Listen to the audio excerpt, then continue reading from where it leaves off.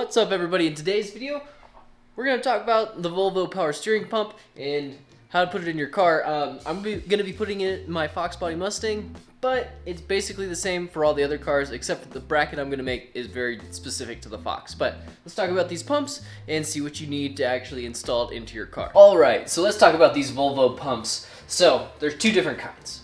There's a remote reservoir one, and then there's the one with just the cap, the reservoir, easy peasy lemon squeezy. There it is right there. So, the remote reservoir ones come off of S40s.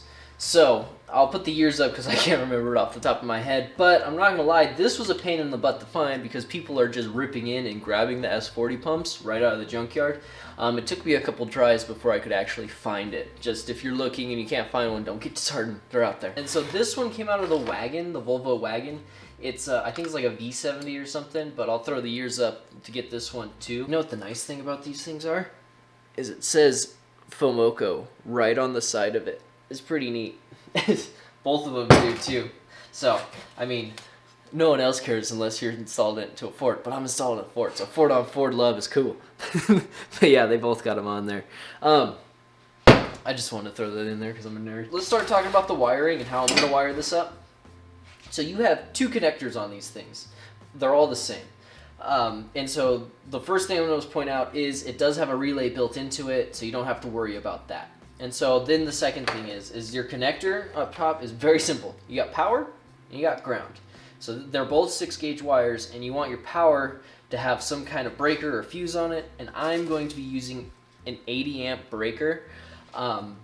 That's what has been recommended. That's what's on Volvo, is the 80 amp breaker. And so someone on Coyote Swap Foxbodies had tested his, and it reached a max of 64 amp draw for 0.1 seconds. So that's the max it's got. So 80 amps is probably a little overkill. You don't really need to do that. This is what Volvo had on it, so this is what I'm going to do. And I like the breaker thing because I can break the signal if I want to turn the pump off later on. So after the power wires, you have your little signal wires. So you can see this red and gray is a CAN wire. This red and blue is a CAN wire. This gray and light blue, this is what goes to your ignition switch to turn it on, or it goes to a switch in your car where you can turn on. So that's what would turn the pump on, and it has a 3-second delay from what I've read. We're gonna find out because I'll be installing it in this video, but just so you know what's going on, we're gonna test that theory out and see if it works. So that's it for wiring. It's super simple. So now let's talk about the fittings you would need, or what I'm going to be using. So I've read on multiple forums that you can reuse your old Foxbody high pressure line and it just screws right in and seats. But I don't know if that's true. We're going to give that a shot right now. But if I was doing it and I was going to make new lines, this is what I would be using. And I have to use power steering stuff, because if you don't, the line's going to burst because it's a lot of pressure in there. So you need PTF EOS that has operating pressure of like 3,000 PSI and a burst limit of like 10 or 12,000. Yeah, 10 or 12,000 PSI. And you need stainless steel fittings. Some people have used aluminum, said it's alright, but it's recommended to use stainless steel fittings. And I'll have those all linked. They'll all be in the description of every single part that you would need to make custom lines for this thing. And I might be buying them later on in this video as well, just so you know. I'm just going to give it a shot first try. Okay, and so with the fittings as well, so you have your pressure port and you have your return hose. So on this one, the fitting size is a 16 millimeter by 1.5.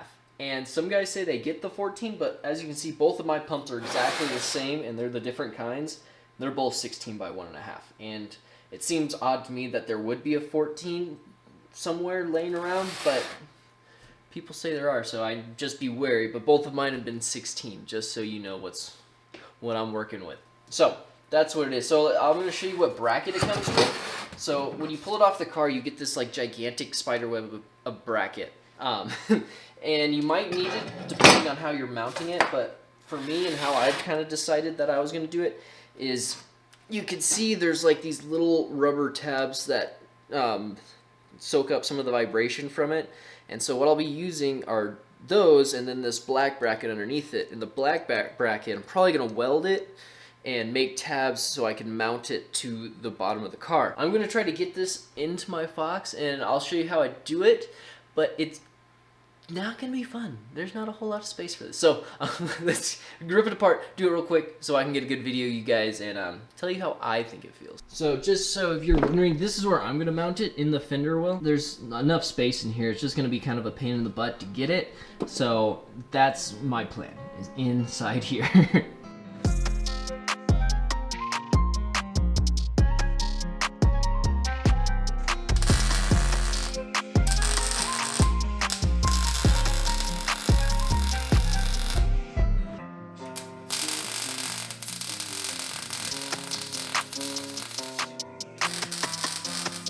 So after thinking way harder than I have to, I ended up making my own bracket so the power steering pump can fit in the Mustang, and I'm going to mount it up so you can see what it looks like inside.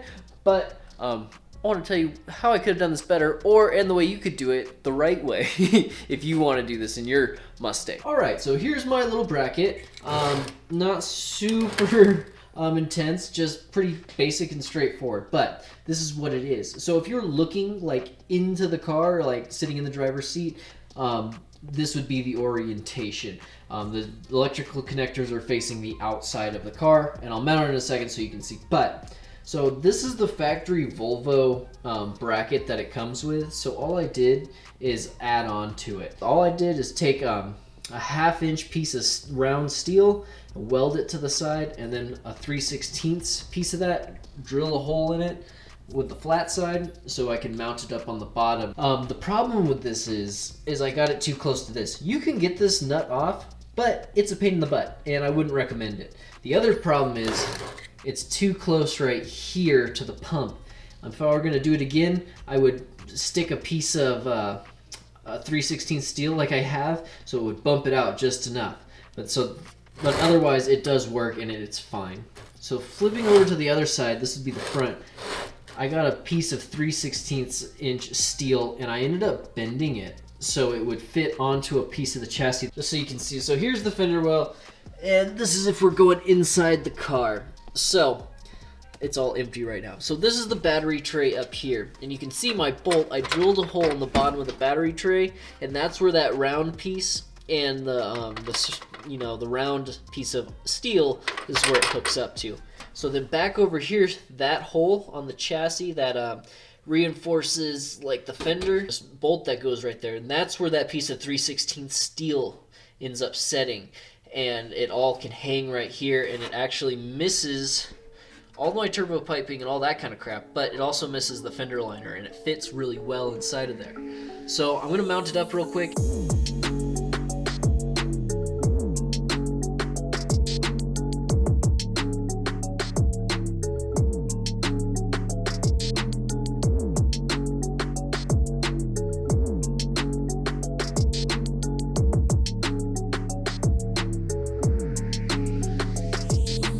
Okay, so now you can see that it is setting up in there with its own its own weight. But yeah, so you can see kind of better now how it comes up and then mounts to the bottom of the battery tray. And then that light, you can see that bracket right there.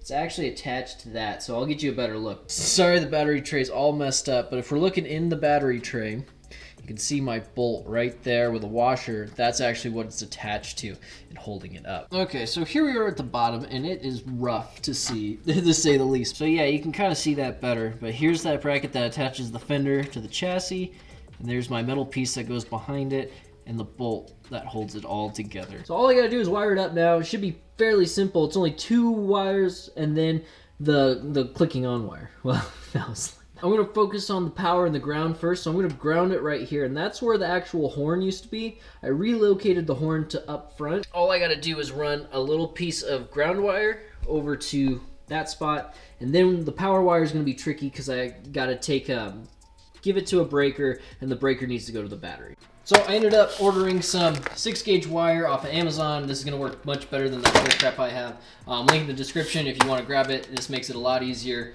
to wire this up. So here's my wire. I already soldered 2 big 6-gauge wires to it. So I'm just going to cut and test. All right, there it is, wired up in all its amazing glory, which it doesn't look very different than it did 5 seconds ago. All right, so there's the plug, and it goes up and around and to the breaker down there. Then the ground, you can see, goes right there. That was kind of hard to see. And yeah, so that's good. I do have my actual high pressure line. It does fit. So the old Foxbody high pressure line will actually just screw right in with the right O-ring and everything into your power steering pump. Okay, so we are underneath the car. And there's the pump for reference. There's my breaker. And then straight up there would be the battery. So all I can do is reach my hand underneath and click that breaker on and off if I want to break it when I'm doing stuff. And this is a waterproof breaker. It's an 80 amp breaker. I think I said that earlier, but I just wanted to reiterate it's waterproof. Just if you were wondering, it's waterproof. All right, so now we're looking up top, and there's the battery tray. It's right under there. But here is my wire that's going to come up and sit on the positive side of the battery. So now I'm getting ready to wire the signal wire up, and I just want to talk about it one more time. So there are 3 wires on it. So this gray and blue wire, this is your ignition source or a switch or something, but I'm going to hook it up to a ignition switch 12 volt supply, just so when I click the car on, it'll actually click the pump on. These 2 are for can. So everything is wired up now. It's kind of, I got to put everything back together, but it's wired up. So I'm going to throw some paint on this bracket and clean it up a little bit more because it's still kind of nasty. One of the things I wanted to show you is where I got ignition source from. It was, so my Foxbody is a little bit different than most because I have LS coils on it, so individual coils. So I deleted the factory coil and I used the power from that 12 volt source is where I got my power from. So I mean, this is where your coil would normally go, and there's a wire back here that's hooked up to a relay, and that's actually where I teed into it. Just wanted to show you that real fast, and excuse my bad covering, but whatever. So that's where I hooked up and got 12 volt power from key on ignition. All right, so let's paint this thing up and see if we can't figure out the reservoir. I still gotta find a hose for it. I just want to show you how overkill I did my masking job. No one's ever gonna see this pump, only me. But if they ever do see it, they'll know that there's no overspray on it whatsoever. So I'm gonna mount this in the car, and then we can figure out the remote reservoir. What I'll be using, is -10A inline, because I couldn't find power steering tube that would work right, and so 10A in works perfect for this remote reservoir thing. So I'm gonna mount it in, and then we'll figure that out. So this is how I got my remote reservoir hooked up with my A-in line going to it. I haven't put the A-in line yet, but that's what it looks like right off of the battery. So this is said bracket that I have put together, and it's really very simple. I forgot the key part. So here is the little remote reservoir, right? And it's got the 2 little rubber tabs that I had on the Volvo. So all I did was make it so they could clip in to my little bracket. And so now it don't move. So, but let me give you some dimensions so I can you can copy it if you want, but all it does is it screws into the battery tray and then it stays there. And I mean, just for a reservoir tank, who cares, right? So the top piece is approximately 3.5 inches. I had a little shorter than that. And then the holes are about 2 inches apart from each other, and the holes are 3/4 of an inch. I would just measure your thing, your reservoir tank, because it might be different. And then this long piece that I got ended up being, it's 6 inches. And then I have 2 tabs, and each of my tabs are 1.25 inches. And that's it. So you can tell there's a little bit of a bend in there because I wanted this bracket to shoot up so it wasn't right on the battery. 2 holes that aren't even and my boogery welds. That's it. I've said that like 40 times now, but so that's all this bracket is, and I'm gonna paint it up real quick and then we'll mount it all together and pour some ATF in, or not ATF. I'll tell you what I'm gonna put in there in a second, but I'm gonna paint it up real quick. I want to talk about the fluid I'm gonna be using because some guys say to use what Volvo recommends, which is CHF 202, but I heard someone say that the rack doesn't use that. So wouldn't you want your power steering pump to go out instead of your rack? And that made a lot of sense to me. So I'm gonna be using what Ford recommends, Type F, and I'm gonna throw a little bit of this stuff in there just so, you know, just keep things safe.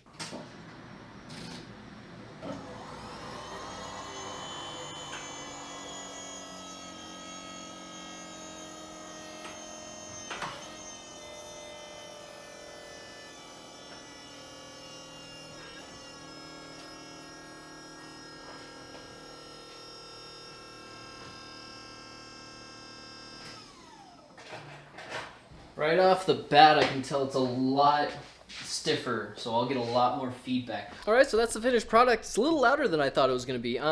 Hopefully with the engine on, it's not so loud. So, but we're gonna give it a test drive real quick and see how it actually goes. I guess that's the only way to do it. So, but yeah, it's working. So, oh, I want to test my breaker. Okay, so I'm gonna break the circuit. All right, now I'm gonna power on the car. I don't know why this was important, but it was.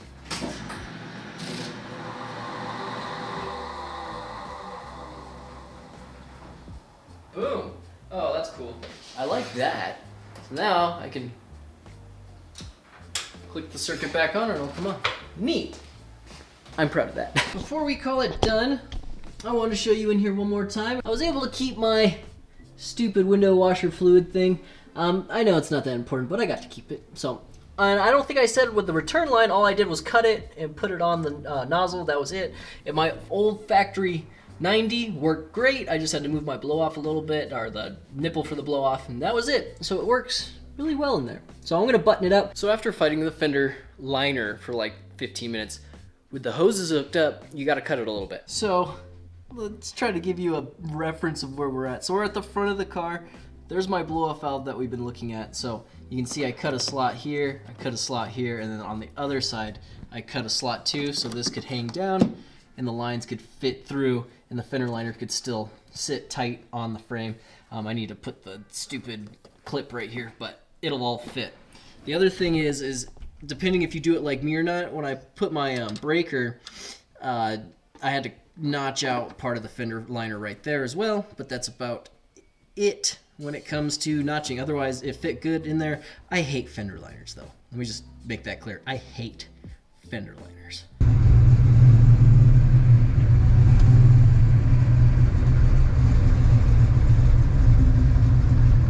Alright, so far power steering is really easy, but it's a little bit stiffer than before.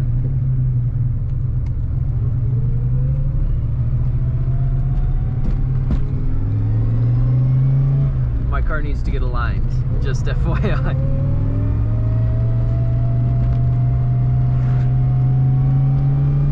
Yeah, it feels really good so far. We'll put it through its paces though. Yeah, it feels good.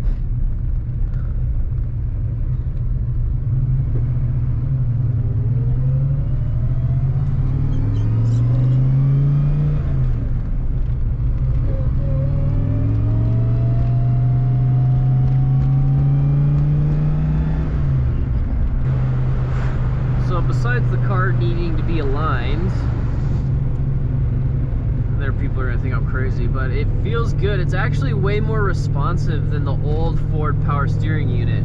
The old unit, you could like twist the, well, I guess you can still do it here, but it feels a lot more positive, if that makes sense.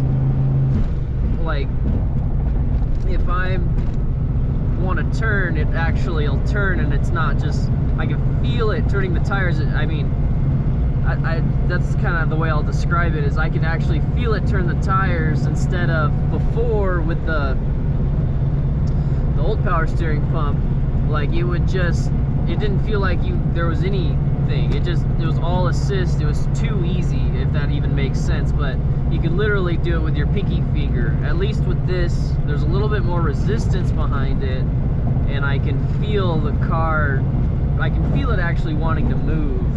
It's a lot better of a feeling, to be honest, but it's still easy, don't get me wrong. It's not like really hard to drive. It's still very, very easy effort to turn the steering wheel, but it's not like the original Ford one. So it's really nice.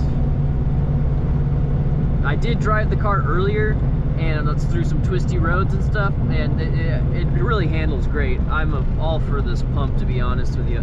And you can't hear it. I'll get another video outside the car, but you can't hear it while the car's running. I mean, it is loud when it's just running by itself, but I mean, if you have a race car like me, you don't got to worry about that, because the engine's so loud, you'll never have to, you'll never notice.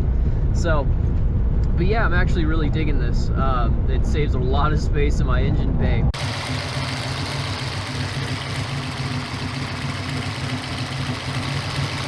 So, I mean, you can't hear it at all over the engine. It's really quiet.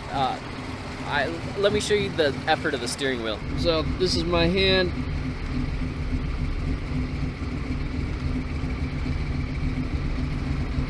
So it does take a little bit of effort, but it's nothing.